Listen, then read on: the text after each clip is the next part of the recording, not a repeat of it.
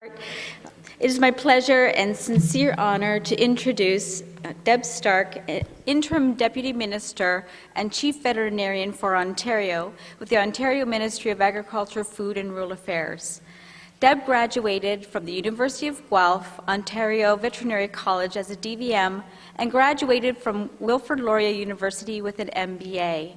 After spending time in practice, Deb joined the Ontario Ministry of Agriculture and Food. She has held several positions since that time, including responsibility for research programming, food and animal diagnostic laboratories, and emergency planning.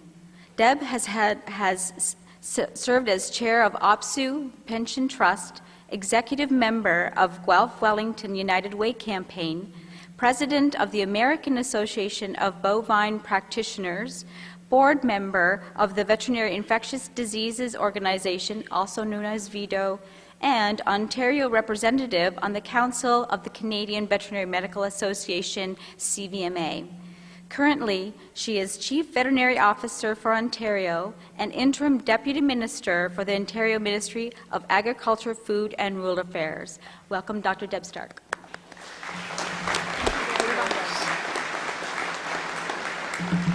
Thank you very much for the opportunity. I can't tell you how pleased I was to get this invitation, Art, and I would have been here anyway, let me tell you, even if it had a little more warning about the changes coming in my life. But I will also say, after I went home and boasted to everyone in my family that I'd been asked to do a graduation speech, I started to get a little bit nervous, and I started to wonder exactly what I was supposed to do here and what my real role was. So, like every good researcher in 2010, I Googled it. And I found out that a graduation is actually a rite of passage. It's a special ceremony, and there are 3 stages to what will happen today.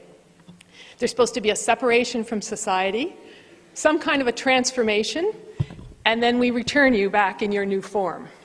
So I thought about that, and I thought, okay, well, we've dressed you up, we've paraded you across campus, we kind of have you boxed in now, so it'll be really embarrassing for any of you to leave. I think we've got you separated. My role now is to be part of that transformation. It used to be actually a sermon, and somehow it's kind of morphed now into having someone give you advice on living a rich life or a full life and going forth and doing great things. And that's when I got into trouble again, because actually I don't have that kind of advice. I have lots of opinions on lots of different subjects, let me tell you, but I don't have a lot of advice on how to live your life.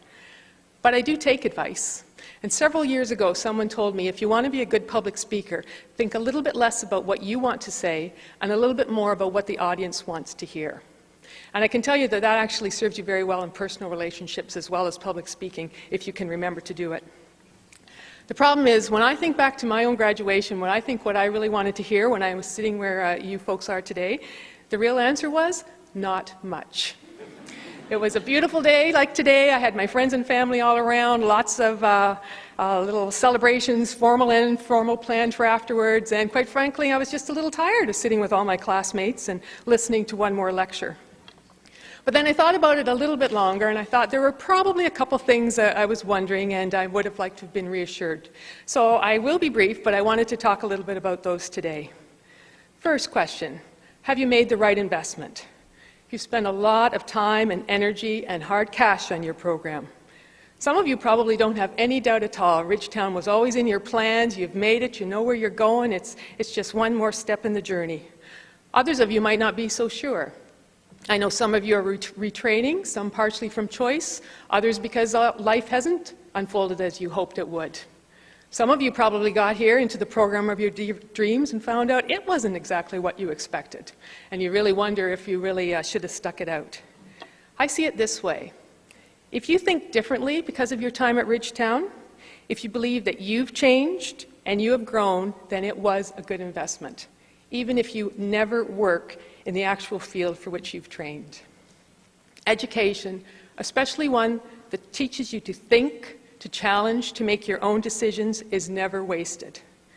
As individuals, I don't know if you're going to find your dream job and stay there forever. I can tell you that statistics would tell you you're going to change jobs several times. I can tell you that those of you that are going on to your own businesses will have to keep changing just to keep pace. But I can also say that we all know people who have regrets, and education is never one of them. Secondly, and maybe the most concerning to you today, will you keep your friends?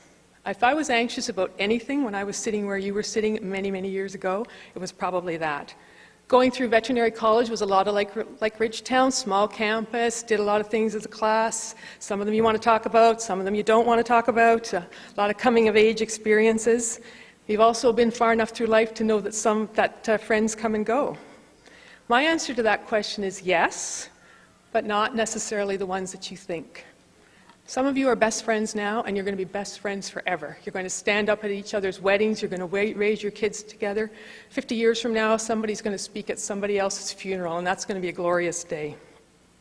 Other friends will drift in and out as you get involved in industry associations, or you take on different responsibilities, change jobs, or travel. But there will be some surprises, and there will be some betrayals. Your best friend today may not be your best friend tomorrow. The intensity varies, but I can tell you that the Ridgetown contract is now in your blood. That's part of the transformation you've already gone through, and you can't escape now. I guess the third thing I may have wondered on my graduation day, has the speaker got any kind of career tidbits for me? And when I think about that, I guess I have one. Based on my life, which is absolutely not your life, so you have to weigh it for what it is, my career advice to you is not to be afraid to say yes where others have said no. I credit a lot of my personal success to being in the right place at the right time, just being lucky. But there's also been an element of saying yes to the right opportunities. And for me, the right opportunities have often been the ones that others have shied away from. Most of my career has actually been based on going where others have shunned. When I was a veterinarian, I left practice to join a government at a time when vets just didn't do that unless they were totally incompetent or they were so beat up that they actually couldn't do anything anymore. I moved into management in the ministry because there was this animal welfare program and nobody with any management experience wanted to touch it. I was considered quite junior, but they couldn't get anybody else to try, and rightly or wrongly, I said yes, and that's how I moved into management. I took another major leap up the ladder when I took over responsibility for ministry administration. And that's often a dirty word to a lot of people, but I can tell you there's no better place to learn how big business operates and how organizations need to work together. In every case where I've gone where others have avoided, I've had the richest experiences.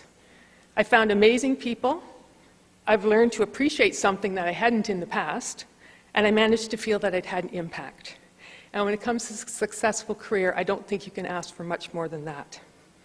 It's not about jumping blindly, it's about asking two questions. Can I help, and will I learn? And if the answer is yes, then I suggest you go for it. So I said at the beginning of my comments that graduation was a rite of passage. I assume you came in here pretty happy and feeling pretty invincible. I think I've reminded you that some of you will find yourselves hating your jobs, your best friends may betray you, and I'm telling you to take the job that no one else wants to do. I think all I need to do now is remind you that life is short and some of you will die young and in misery, and my transformation will be complete. But it really isn't the message that I want to leave with you. You are graduating from a great institution, one of the best, not just in Ontario, not just in Canada, but in the world. You have new skills and you have an inquiring mind. You've become stronger, wiser, and more able to cope with whatever the world will throw at you. I'm going to leave you now with a passage for what I think is one of the best graduation speeches ever written. It's from children's writer Dr. Seuss. So be sure when you step with great care and great tact. And remember that life is just a great balancing act. Never forget to be dexterous and deft, and never mix up your right foot with your left. And will you succeed? Yes, you will indeed. Congratulations to all the graduates.